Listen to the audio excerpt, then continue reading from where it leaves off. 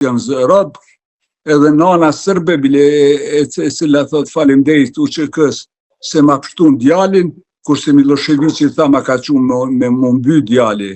Se edhe kështu, për shembull, 1 milion raste ka të luftës, çdo ditë e ki rastën. Ki rast, për shembull, në Bosnë thëmë që djali lufton kundër babës, baba kundër djalit. Si kjo punë? Për shkak se atje ka pas martesa shumë të përzira, për shembull sërb me muslimane.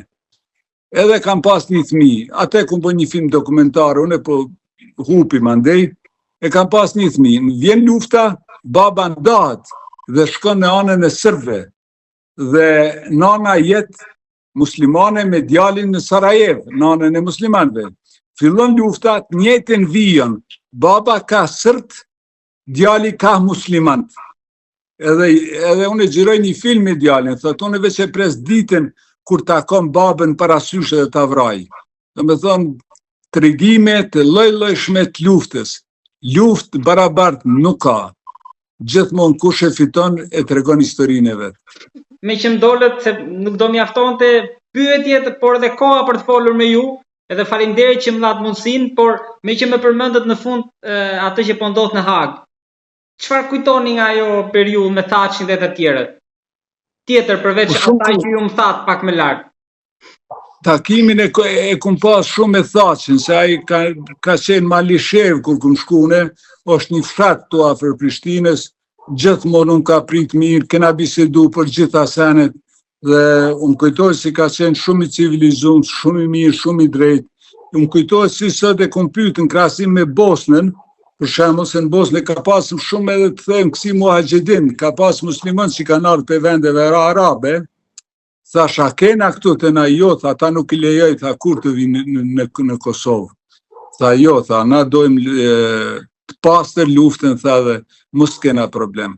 Po nuk ka pas Kosova. Shikoti, për shembull, është një general mas Reçakut, një masakra që e pruni NATO-s, thot një general sërb në Beograd, me një vend, ku e thot me një takim me ushtarët sërb, duke majt ligjërata, thot gabimin më të madh e kena bën në Reçak, si nuk i kena marrë trupat e mi largu, por i kena lënë aty. Ato që ju i regjistruat, i filmuat. Po, ato që i filmova që sot janë në YouTube dhe janë krejt botën. Thot ajo ka qenë gabimi. Pse pe them këtë? Se ata kanë ardhur, kanë vranë Kosovë, kanë marrë me sporte dhe i kanë quaj, i kanë vorros në për Beograd. Mi hub gjurmët. Ata që nuk di edhe sot ku janë eshtrat e tyre.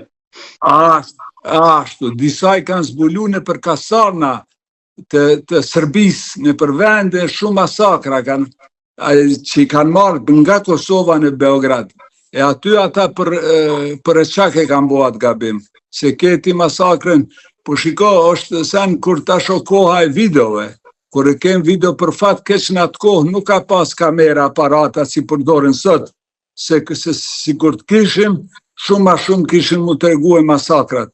E kini masakrën e Izbicës, për cila nuk u filmue, po këtu ka qenë një sen shumë i madhë që unë e kumponu për asoshet të presin, dhe është agencioni maj madhë në botë, dhe me filmimet mija që e kam besimin televizionet, me gjirimet e mija krejt botën e kumbyll. Se është aty një fotografia Reçakut, thot në marjet e kësaj në Amerikë, thot në moment kër i kum pa ato gjirime, thot Madeleine Albright, thot, ajo një bërpo, se po më hupi nga emrat, nga njerë nga koka, edhe ajo thot, moment që kum pa fotografit e IP-s, të më thonë, ato gjirimet e mija, thot, e kum thirë Clintonin, edhe kum thonë, duhet me ndërmarë dishka në sekund. Edhe mas asaj ardhe në bombardimet edhe na u shlirum. Me këte du me thonë, kur e ki videon, është një dëshmi shumë e madhe. Kur s'ki video, ndodhë masakra, thuesin nuk ka ndodhë, se s'ke material.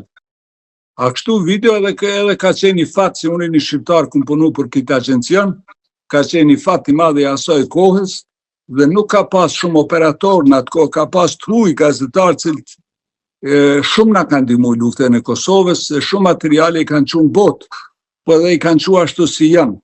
Se nuk mundet, kurse ju për shembull dikush tjetër edhe me pas zhirru në atë kohë, nuk i besohet nëse nuk punon për një film të madhe. Tjetërsi është kur punon për Reuters, BBC-n, CNN-in, do me thonë se i gjithë jena besimit të asaj pune, si që edhe unë në mënyrë profesionale i kum kryu ato xhirime gjitha punimet, se jashtë profesionit nuk më nështë punojsh. Zoti Klokoqi, faleminderit shumë për bisedën. Mirënjohjen ju e keni të gjithëve për dëshmitë e gjalla, për dokumentimin e asaj periudhe që sikur thatë ju solli me pas edhe reagimet dhe të falenderoj shumë. Jam mirënjohës shumë për këtë bisedë që zhvilluam. Dhe shpresoj që në të ardhmen të flasim sërish edhe këto të jenë pjesë e atyre dëshmive për brezat që do vinë. Faleminderit shumë.